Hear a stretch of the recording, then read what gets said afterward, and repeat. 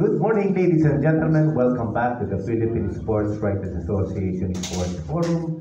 And again, we are live here at the PSC Conference Hall inside the Rizal Memorial Sports Complex. This morning, we will have a two-part session beginning with actually, this is an expanded Manila Marathon, no? Of course, with a noted organizer and coach.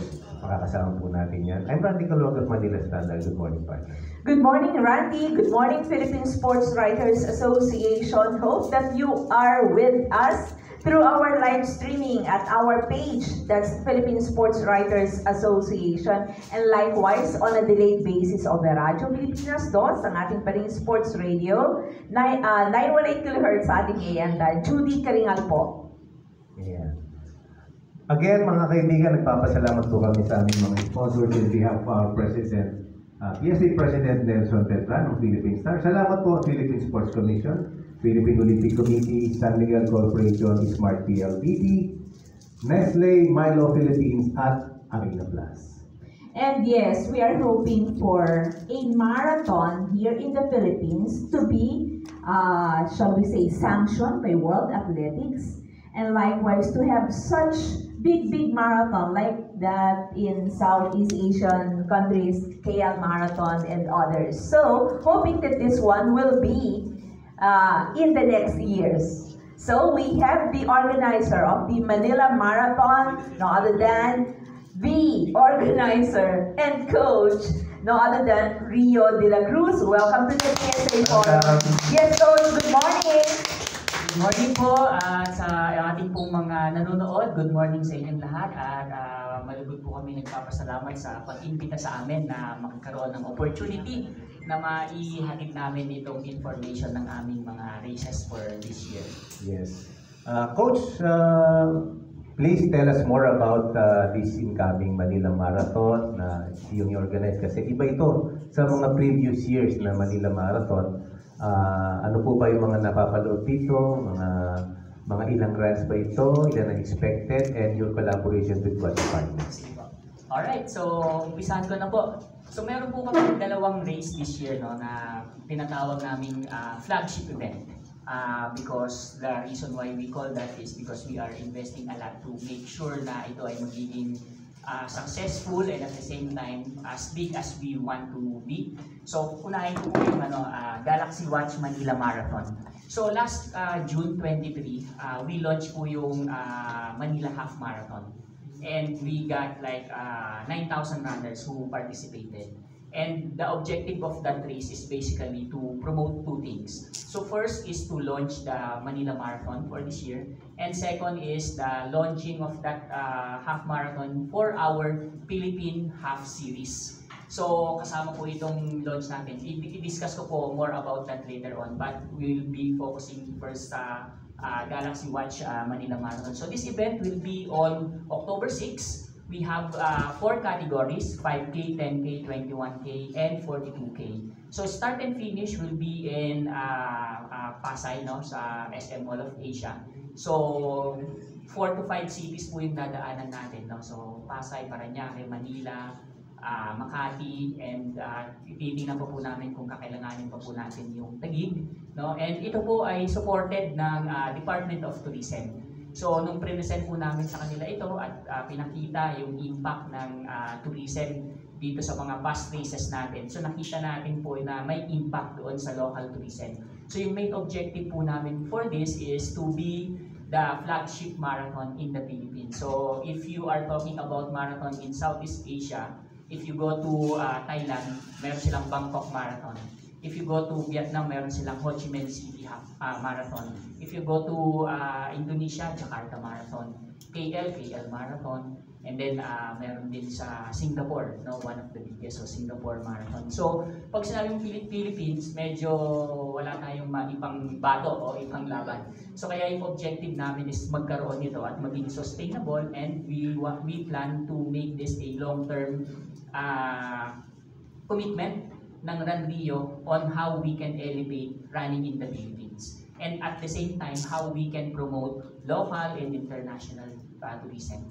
So meron tayong kapartner na agency no, na tumutulong sa atin to promote yung Manila Marathon sa sa US at saka sa Europe, no, na invite natin sila. Kaya napakalaking bagay na sinusuportahan tayo ng Department of Tourism kasi we want to showcase ano ba yung pwede nilang mapuntahan dito sa Manila, and at the same time, ano ba yung pwede nating may offer sa kanila in terms of food. So yung pinag-usapan po namin ni Department of Tourism is how we can work more in terms of like promoting yung mga special food na makikita doon sa lugar. Like pwede, in this po na tour, parang tour of the restaurant na pwede nilang puntahan, yung mga street foods and other things. So, ngayon po, nakipag-coordinate po kami sa DOT and sila po yung nagbibigay ng endorsement letter natin sa mga LGUs. And hoping po for next year, no, na after po natin ma-organize ito, na makuha po natin yung supportan natin ng ating LGU. Kasi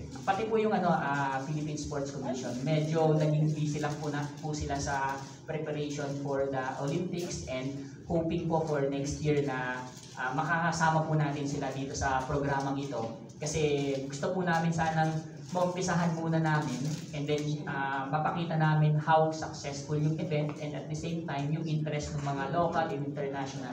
Once okay na po siya, mas madali po para sa amin na i-promote natin siya doon sa ating mga partners. But napaka-importante po sa amin na yung support ng LGUs and other government agencies ay makasupport po dito, dahil ang pinopromote po natin dito ay Philippines mismo, no? So yun po yung objective natin dito. So since in collaboration ito with Department of Tourism,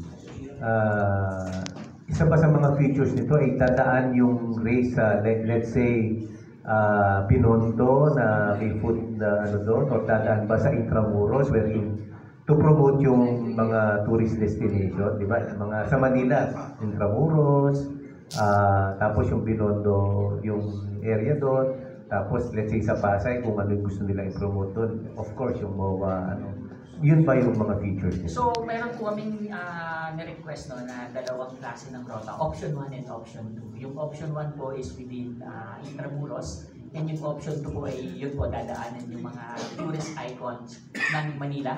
So, hoping po na ma-okay po yun. Pero kung hindi naman po, Intramuros lang po yung dadaanan natin. But again, this is not only for this year.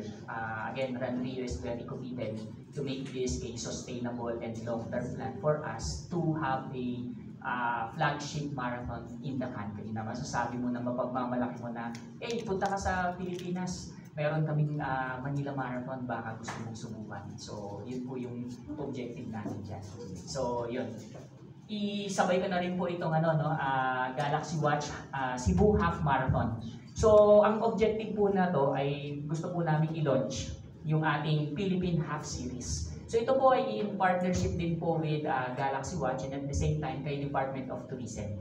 So, yung aming pong goal dito ay ma-promote po natin yung bawat city or provinces dito sa Pilipinas. So, na-identify po namin yung 10 cities, no? Mag-uumpisa po kami ng norte, papunta po ng south. So, ano-ano po ba itong mga cities na ito? So, mag-umpisa po kami ng January sa Baguio.